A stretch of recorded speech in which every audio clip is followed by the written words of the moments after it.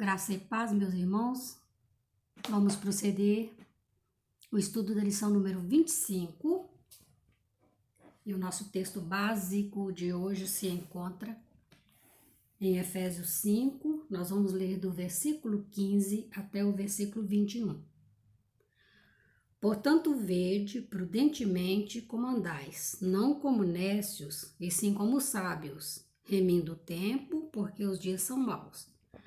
Por esta razão, não vos torneis insensatos, mas procurai compreender qual a vontade do Senhor, e não vos embriagueis com vinho, no qual há dissolução, mas enchei-vos do Espírito, falando entre vós com salmos, entoando e louvando de coração o Senhor com hinos e cânticos espirituais, dando sempre graças por tudo a nosso Deus e Pai, em nome de nosso Senhor Jesus Cristo, sujeitando-vos uns aos outros no temor de Cristo. Então, a nossa lição de hoje continua falando sobre cânticos, sobre música. E o título da lição de hoje é Uma Igreja que Passou de Cantora para Ouvinte dos Cânticos.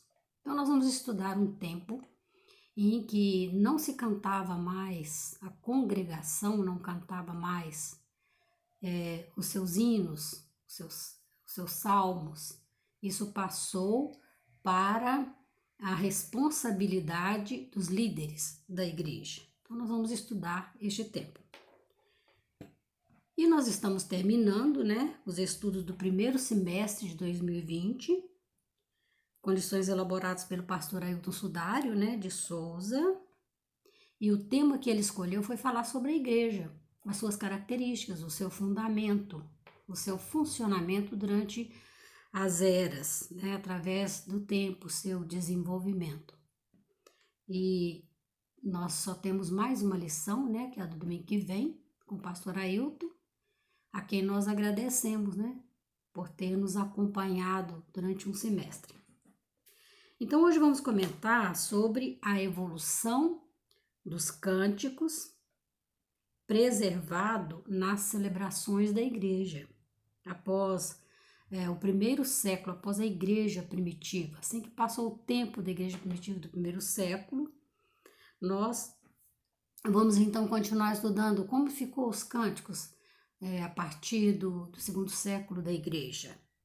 A importância dos cânticos no ensino, onde agora era uma igreja não só judaica, mas uma igreja também constituída por pessoas gentílicas, pelo povo gentílico. Então, agora gentios e judeus faziam parte da igreja de Cristo. Então, a igreja agora, ela tinha que se firmar na doutrina dos apóstolos, e ela continuava firmada nessa doutrina, ela não tinha se desviado dos seus princípios.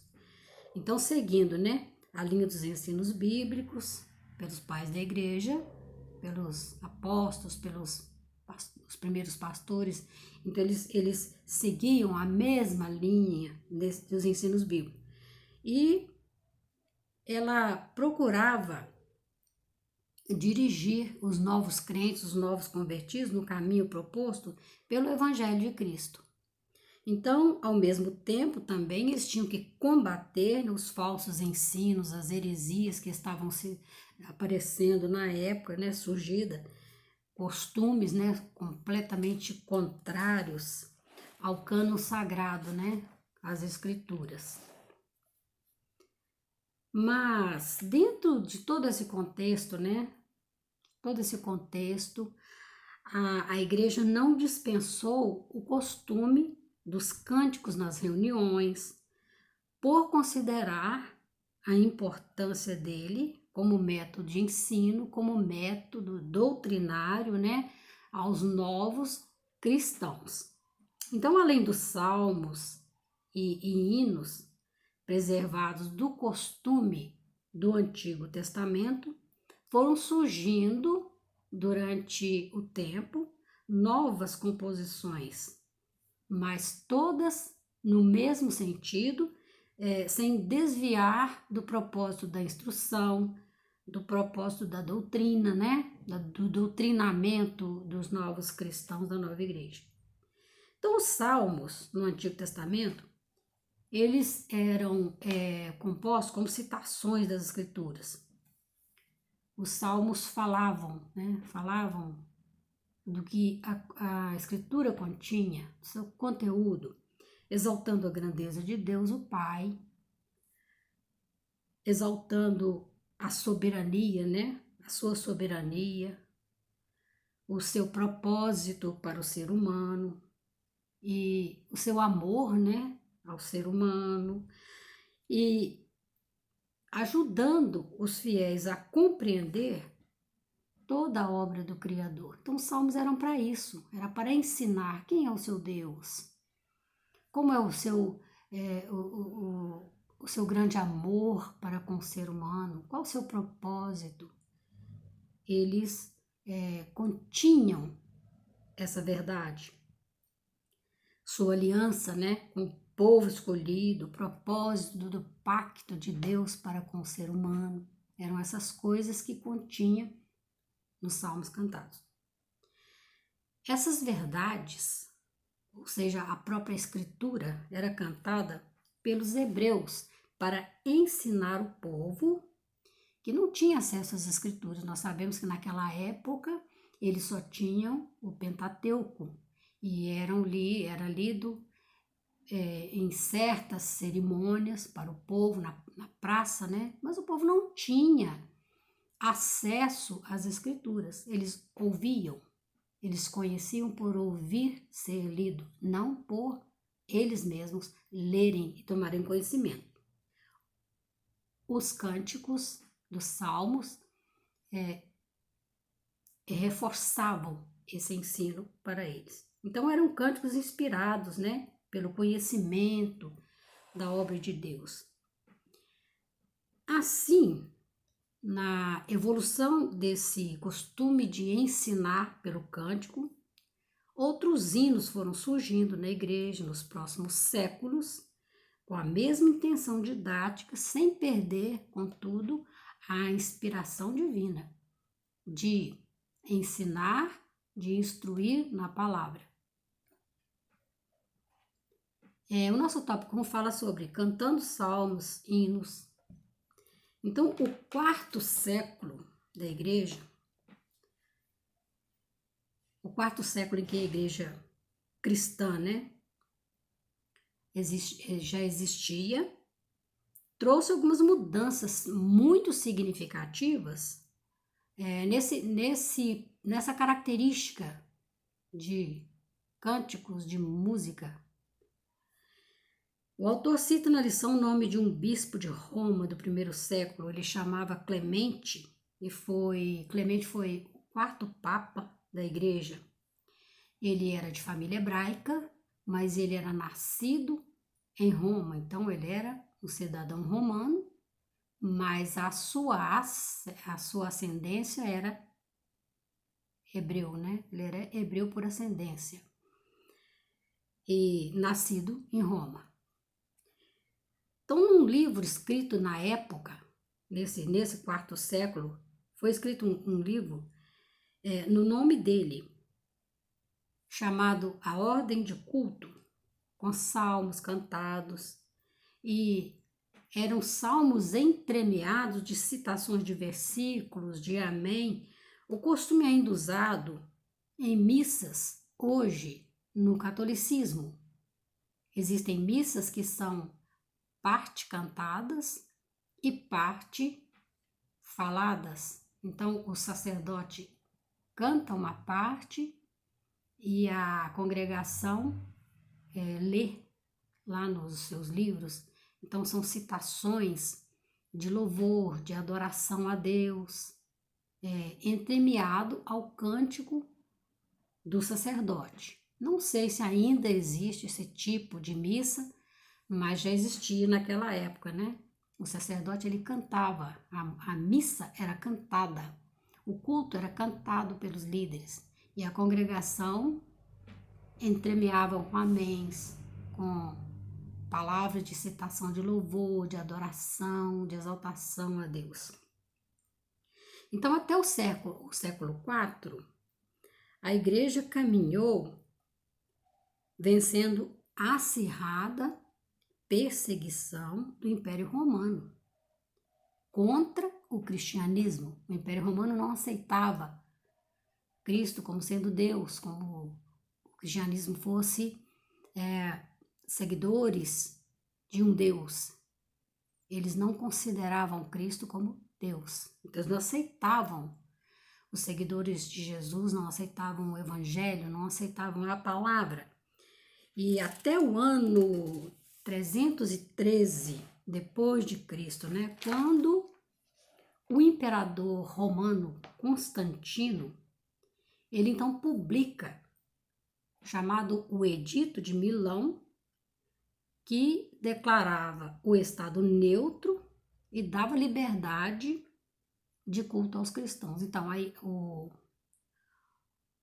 o Estado não tem mais religião, mas a religião predominante será o cristianismo. Então, ele faz esse edito de Milão, e acaba com a perseguição do cristianismo. Constantino, esse imperador, ele almejava o poder sobre todo o mundo da época. Ele queria ser o único imperador sobre todos os povos. Ele, até então, reinava só na parte do Ocidente, e antes ele era um perseguidor ferrenho, né, do Evangelho de Cristo. Mas nesse ponto, ele interessou de fazer esse edito, que não, agora o cristianismo é uma religião livre. Ele viu que havia potencial, né, de um grande povo, poderia aprová-lo para ele vencer todas as guerras e se tornar um grande imperador. Acontece que nesse tempo ele fez esse edito de Milão. Por quê? Porque ele teve um sonho. Ele sonhou com uma cruz que tinha uma inscrição que dizia: "In hoc signos vinces", que quer dizer, com este sinal vencerás. Então ele entendeu que ele tinha tido um sinal de Deus, vindo, né, de Deus. E ele fez o quê? Ele mandou pintar este sinal como emblema, né, nos escudos do seu exército. E ele foi à guerra e ele venceu a guerra daquele momento. Então ele tomou a decisão de proclamar o cristianismo como religião do império, e nesse ponto o Ocidente, a parte ocidental que ele reinava, parou de perseguir a igreja. Mas ele não se tornou um cristão, ele não se converteu ao cristianismo. A sua aspiração era política. Por causa de quê? Do crescimento do povo de Deus, por causa do crescimento da igreja. E também ele tinha a influência da esposa dele, que era cristã. Então, pela influência pessoal da sua esposa e pela aspiração política, né, um grande povo que podia ajudar ele na sua conquista, então ele declara o cristianismo como a religião do império do momento. Isso da parte ocidental, porque ele ainda não era imperador sobre todo o povo, ele era imperador ocidental. Então, com este ato, ele auxiliou o cristianismo, dando a liberdade religiosa, constituindo o clero. O clero reconhecia os presbíteros como profissionais religiosos e que deveriam ser sustentados em sua função eclesiástica. E ele declarou também que o domingo, como um dia livre de ocupações, ele tirou todas as ocupações do domingo, e que o domingo seria um dia consagrado, né, à adoração. E ele também construiu grandes templos e impôs à sociedade os valores cristãos. Constantino impôs à sociedade os valores do cristianismo no seu império naquele tempo. Então, a igreja tomou uma nova forma devido a que antes era povo cristão, era mais povo pobre, né? Não era a religião dos aristocratas, dos grandes. A igreja não tinha no seu rebanho pessoas de grande posição social, mas a partir, né, dessa nova forma, teve um número grande, né, um número crescente de aristocratas romanos que começaram a frequentar as reuniões e trouxeram consigo algumas ideias próprias, né, que foram mudando desde então, os cânticos e a organização do culto na época de Constantino. Então, com essa nova realidade, muitos se preocuparam em conservar a sã doutrina dos cânticos, dos salmos tradicionais, dos hinos inspirados, né?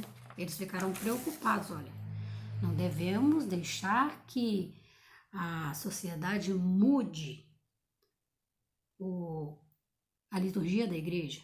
Vamos conservar os nossos cânticos espirituais. Conforme o quê? Conforme a advertência de Paulo aos Efésios, porque Paulo diz que para cultuarem a Deus com salmos, com hinos, com cânticos espirituais. E nessa época ficou bem claro para a igreja o que eram os salmos, o que eram os hinos, o que eram os cânticos espirituais, porque eles procuraram a preservar essa cultura. Então, os salmos doutrinários, né, eram os mais cantados pela sua tradição, pela tradição do Antigo Testamento. Os salmos eram os mais cantados e fazia diferença no dia a dia da igreja, porque eram salmos que traziam o conhecimento, a doutrina do Evangelho de Cristo para o povo, embora eles fossem textos do Antigo Testamento, que trouxessem os textos do Antigo Testamento, mas eles eram doutrinários, eles traziam uma conduta de vida para aquele povo. Mas surgia uma necessidade do momento atual dos novos crentes, que não eram tão tradicionais, né? E que precisavam ouvir as doutrinas bíblicas, doutrinas que vinham fortalecer a sua fé contra as heresias que surgiam, né? E que eram muitos falsos profetas, eram muitos falsos conhecimentos, muitos falsos ensinamentos que estavam surgindo no seio da igreja naquela época. E como costume de cantar, a igreja buscou novas composições de hinos, composições de cânticos novos, espirituais, que ensinavam aos novos crentes as doutrinas básicas da fé cristã. Mesmo, às vezes, trazendo alguma música popular, uma melodia popular, né? Foram adicionados, então, esses novos hinos aos rituais do culto por ser mais fáceis de compreensão e por poder ajudar melhor, né, o crente a não se afastar da doutrina sadia da igreja. Então, eles introduziram novos cânticos, novas melodias no culto.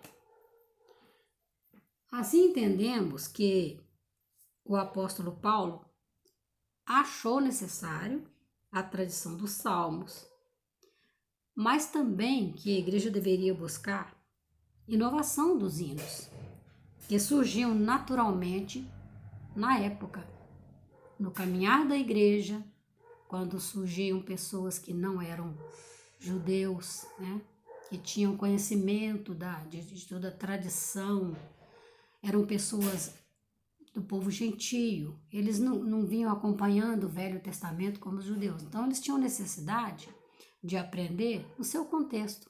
Então Paulo achou é necessário que existissem nova modalidade de cântico.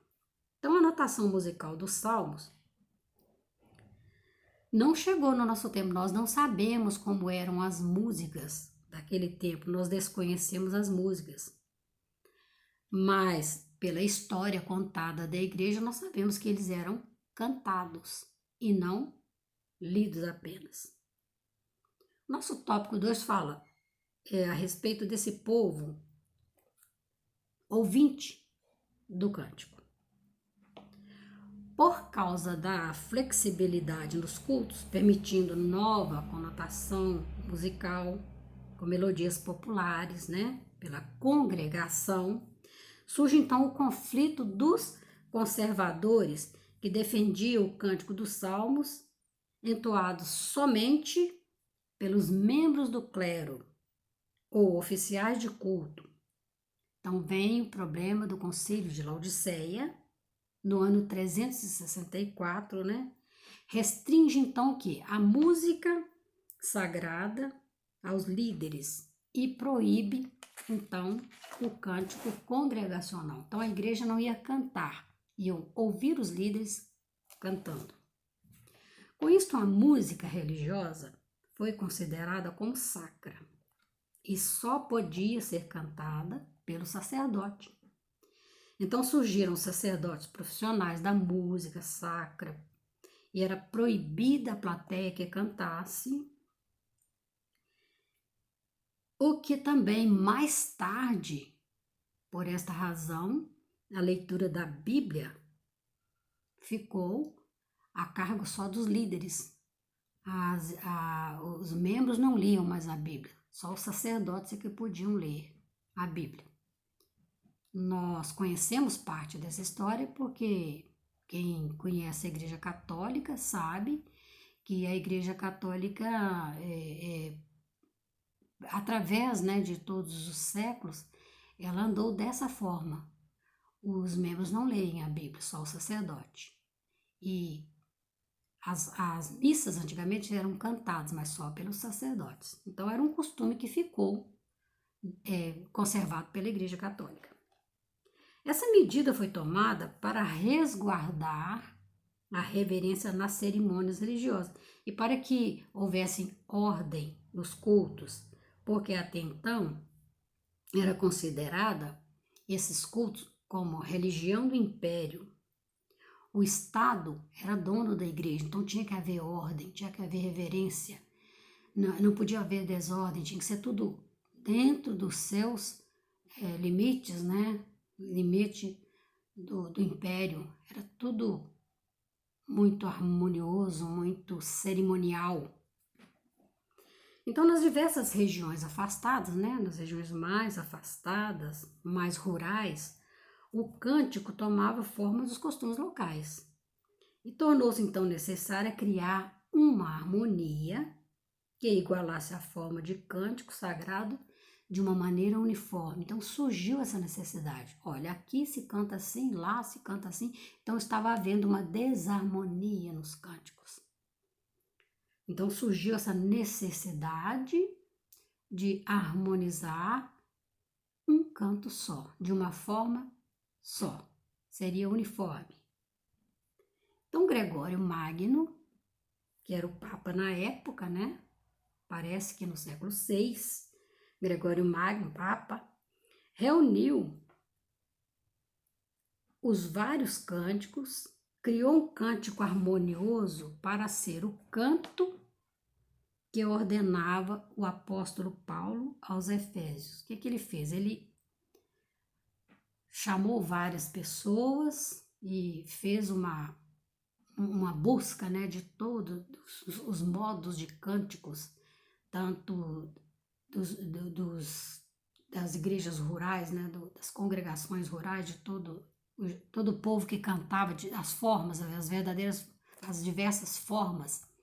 O que ele fez? Ele juntou tudo isso, compilou tudo isso e falou, olha, eu vou criar uma maneira de cantar da forma que o apóstolo Paulo ensinou aos Efésios, de uma maneira espiritual, não simplesmente sons vocais, mas como uma oração cantada, como ordenado na palavra, cantando a Deus em vosso coração, como diz o apóstolo Paulo, e seguido o pensamento de Agostinho, que dizia, né?